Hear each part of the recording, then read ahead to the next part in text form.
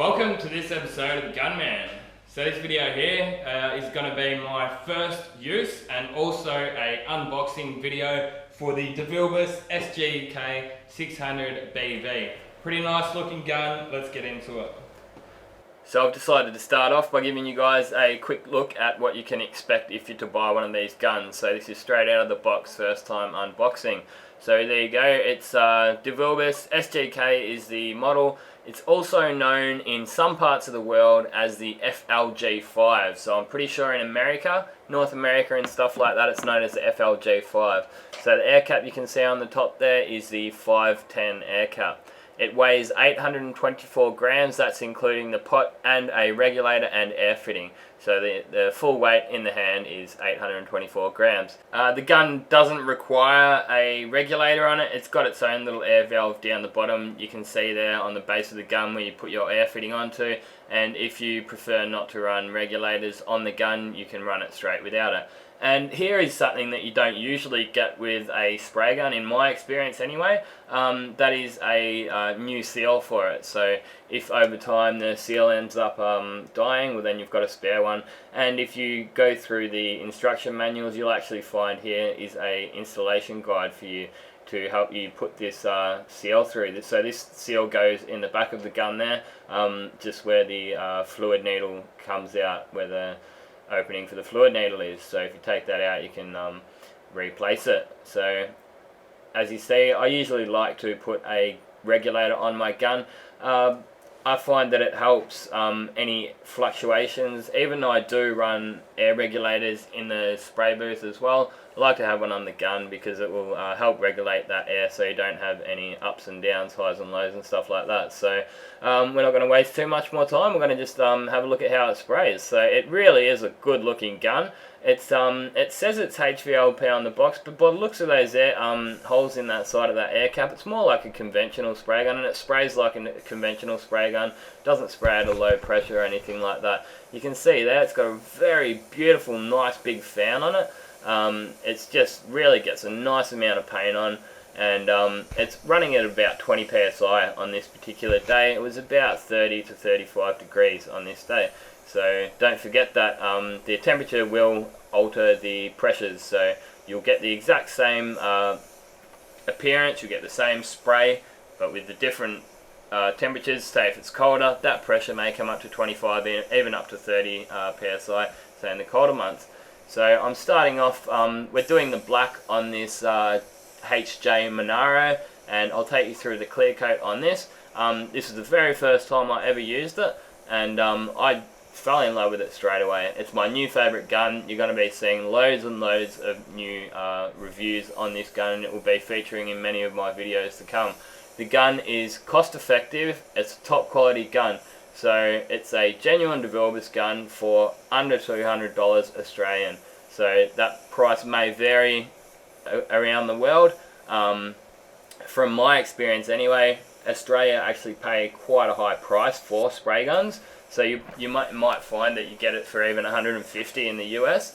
The gun itself is built in Brazil, I'm told. I'm told that by a pretty reliable source too, which is my mate from DeVilbiss Australia.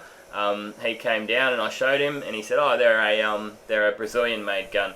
So it's not just a cheap Taiwanese or Chinese gun or anything like that. It's made in a country that would be quite known for good manufacturing standards. I'd like to make a quick mention about some of these rip-offs. There's some Italcos and Avanti spray guns out there made in China, and they're absolute total rip-offs of DeVilbiss.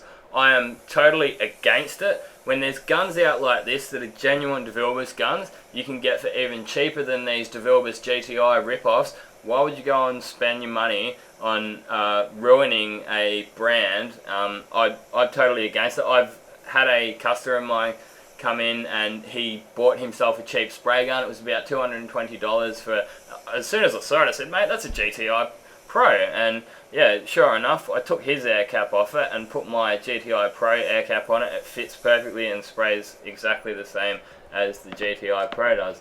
Now, yep, some people might say, hey, bring the prices down and we won't have to do that, but I think it's wrong. I know what it feels like to have your intellectual property stolen off you. A lot of my followers will know that I had my my logo stolen off me, and yeah, I just think it's wrong. So you can get this gun for cheaper than those rip-offs anyway. I'd definitely go for one of these, and to be honest, I think this gun is just about as good as the GTI Pro and the GTI Pro Lite. I'm getting just as good a finishes with it as what I'm able to get with the Pro and the Pro Lite.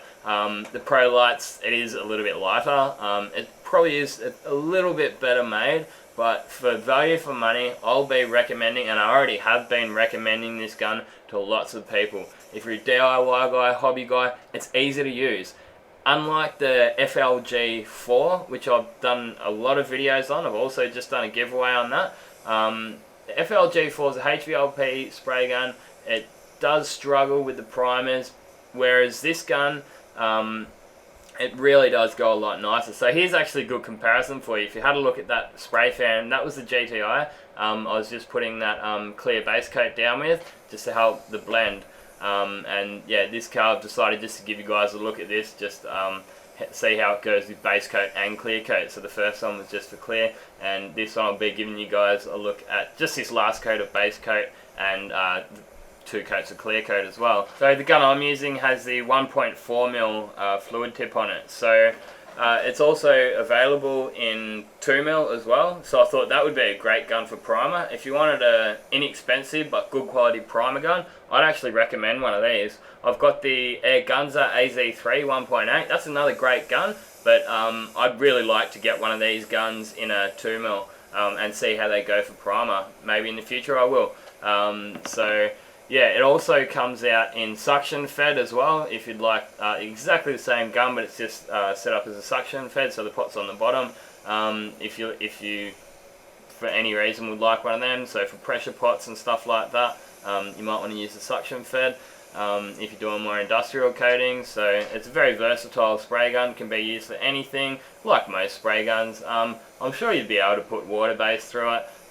They say that basically the only real difference between a water-based spray gun and a solvent-based spray gun, the internals are sort of made a bit more durable with the stainless steel inners and stuff like that. That's what I'm told anyway. However, the gun itself sprays exactly the same. So yeah, I'm really happy with the clear coat that I'm getting on it. And yeah, as you see, it was for base coat, I was using it sort of 19 psi, as you may have noticed this before. However, for my clear coat, I'm bumping it just up a bit and sort of just above 20, sort of 22 type thing. Again, that's going to vary. How do I know where the right pressure is? The only reason I know is by what I'm looking at and how it feels. Like, if I just see plumes of overspray and just paint going all over the place, well, you probably got your pressure too high. If it's going on really thick and chunky and peely, well, you probably got your pressure too low. I do find this gun extremely easy to set up, which is another reason I really do recommend giving this gun a try. Just have that fan wound right open. There's no real need to close it up, I've found anyway. And have that fluid, I've got it wound right out. If you find you're getting runs in the colder weather or something like that, maybe wind that fluid in. Don't forget, it's a 1.4mm fluid tip on it, so I got a couple of runs with it, you know. I'm not ashamed of getting a run now and then. You know what that means? It just means you're getting it on wet enough. Every painter's going to get runs. It's just sort of, yeah, I basically paint so I'm right up on the edge. So I push the paint right to the boundaries of getting it so it's going to run. Also, you've got to, obviously, sometimes with a job like this, you don't need to get it on totally flat finish because the rest of the car's not flat. If you go and make this dead flat, well then it's kind of going to look a bit silly because the rest of it's got orange peel in it. So overview on the gun, I would give this gun a 9 out of 10, if not even a 9.5, just because of the price and the ease of use. You know, I'd give the GTI Pro Lite a 9.5 out of 10. I mean, this gun, yeah, just because it's half the price, you'd have to say that in itself, that counts for a couple of points. So, yeah, totally gets 2 big thumbs up for me. Look, I'm looking at getting loads more guns in the future. I wouldn't even mind getting one of those new Cytojet 5000s. a little bit reluctant. They're quite an expensive gun. I don't need the gun. I just want to have, one day, my aim is to have a review on just about every single spray gun that there is. So I want to get those Walcons, the Segolas, the ANI, everything, any gun you can think of. So as soon as someone comes up to me and says, hey man, what do you think of this gun? I'll tell you exactly what I think of it by giving you a look at the videos. So there you go, another look at that gun. It's a really nice looking gun. You know, it's not flashy as some of the GTI Pros with the colours on it, the anodization or anything like that, but it's a nice looking gun, easy to clean, and you can, as you can see here, it's able to get quite good results, and it's quite an efficient gun too. It's as efficient as you make it, basically. If you crank that pressure up and you hold the gun really far back, well then it's going to take a lot longer to get a nice closed coat over the paint job. So there you guys go, that's the Subaru Liberty. Unfortunately, couldn't give you an ending on that Subaru Liberty because I just went back to my old workplace, to where my boss, he gave me a call up one day and he said, hey mate, I'd like you to come and paint a few cars for me. So I didn't even hang around to see that car finished off. But this one here, still not quite finished there. It still needed a little bit of polishing. This is a HJ Monaro that we did up for a customer. So we did all those blacks on it and sort of would usually have liked to have done it a little bit of a different way, but we sort of work around people's budgets, and he didn't want to pay the extra money to flow coat the entire car again when we were doing the black. So you may notice that I painted the entire car blue and then painted the black on top of that, so there's going to be a touch of a masking edge there. All in all, I'm pretty happy with how it came up. He did give us a call and said there was a little bit of a run in that black there. I must have missed it, so could be coming back in the future. So there you guys go. Hope you've enjoyed watching this. There's a couple more reviews on a couple of other guns at the end here. Make sure you check them out. There's the FLG4 on the right, Starter versus DeVilbiss, and Iwata on the very left. Thanks for watching, and this has been another Gunman production. Goodbye.